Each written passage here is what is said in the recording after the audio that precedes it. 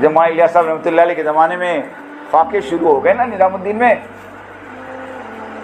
تو دلی والوں کو پتہ چلا، تو دلی والے دوڑے ہوئے آئے اور آ کر کہا حضرت یہ ہماری ساری پراپرٹی کے کاغذات ہم آپ کو دیتے ہیں، اس کو بیچ کر اس کا پیسہ مرکز کے اوپر لگا دو۔ مولانا الیاس صاحب رحمۃ اللہ علیہ نے کہا یہ پیپر تم پکڑو، ان پیپر کی مجھے ضرورت نہیں، قسم خدا کی میں ابھی دعا کر دوں اللہ یہ بنگلے والی مسجد کو سونے چاندی کا بنا دے۔ تم کیا سمجھتے ہو؟ تم کیا سمجھتے ہو میرے اللہ کو؟ کیا میرا اللہ ان ٹکڑوں کا محتاج ہے؟ یہ استغنا تھا، یہ ہاں یہ استغنا تھا۔ حضرت مولانا زکریا صاحب رحمۃ اللہ علیہ کہتے ہیں میں اعتکاف میں تھا اور باہر لڑنے کی آواز آئی زور زور سے،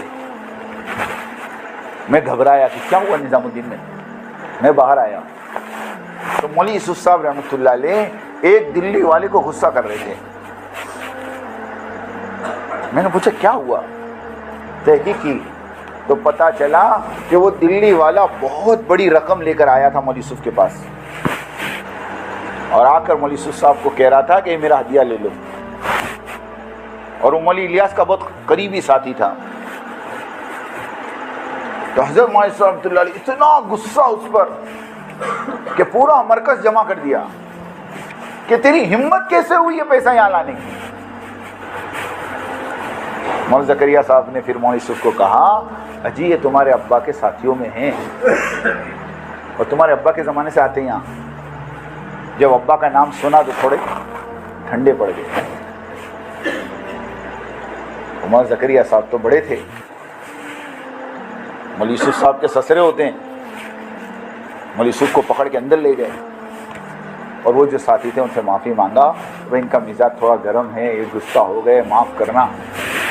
تو وہ جو مالدار آیا تھا اس نے کہا کہ نہیں تمہارے معافی مانگنے سے میرا اتنا اثر نہیں ہوا جتنا اس آدمی کا استغنا دیکھ کر اثر ہوا کہ کتنا بے پرواہ آدمی اور کتنا اپنے آپ کو مال سے دور رکھنے والا آدمی، کہ وہ مال بھی واپس لے گیا اور کہتے موت تک اس آدمی نے تبلیغ میں جان لگائی۔ میں مولوی الیاس صاحب کی بات کر رہا تھا، مولوی الیاس صاحب نے دعا کی کہ فائقہ نہیں آئے گا، پھر اللہ نے مولوی الیاس صاحب کو بلا لیا، پھر مولانا یوسف صاحب امیر بنے۔ تو ہم جو کہتے ہیں نا اختلاف تو اس زمانے میں بھی ہوا۔ جب مولانا الیاس صاحب رحمۃ اللہ علیہ کے بعد مولوی یوسف کو امیر بنایا تو مولوی یوسف صاحب تبلیغ میں نہیں لگے تھے، وہ تو اوپر بیٹھ کر کتاب لکھ رہے تھے۔ حضرت مولانا الیاس صاحب رحمۃ اللہ علیہ بار بار اپنے میواتی ساتھیوں کو کہتے تھے جاؤ یوسف کو کہو تبلیغ میں حصہ لیں، مگر وہ پورا دن اوپر کمرے میں بند رہتے تھے۔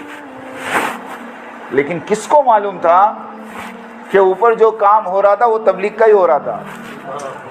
وہ کیا کام ہو رہا تھا اوپر؟ حیات الصحابہ لکھی جا رہی تھی، ہاں حیات الصحابہ لکھی جا رہی تھی۔ لیکن جب مولانا زکریا صاحب رحمۃ اللہ علیہ نے مولانا عبد القادر صاحب رائے پوری رحمۃ اللہ علیہ سے مشورہ کر کے مولوی یوسف صاحب کو امیر بنا دیا تو اس وقت اختلاف کرنے والے مولانا احتشام الحسن کاندھلوی، جن کی کتاب پستی کا واحد علاج، اگر یقین نہ آوے تو فتاوی محمودیہ پڑھ لینا۔ مولانا احتشام صاحب نے مفتی محمود الحسن صاحب کو مولوی یوسف کی شکایتوں بھرا خط لکھا تھا کہ اجی ایک 28 سال کا آدمی امیر بن گیا اور کبھی تبلیغ میں اس کے 4 مہینے نہیں لگے، لوگ ابھی کہتے ہیں نا، وہ اس ٹائم بھی سوال ہوئے تھے۔ سمجھ میں آئی بات؟ مجھے بتاؤ مولوی الیاس کے 4 مہینے کون سے صوبے میں لگے؟ ہاں بتا سکتا کوئی؟ ارے جس آدمی کی زندگی لگی ہو اس کا تم 4 مہینے کا پوچھو، ہاں عجیب بات ہے۔ تو مولانا احتشام صاحب مرکز چھوڑ کے چلے گئے۔ مولانا انعام صاحب کے بارے میں ملتا ہے مولانا انعام صاحب خود 1.5 سال کے لیے مرکز چھوڑ کے چلے گئے۔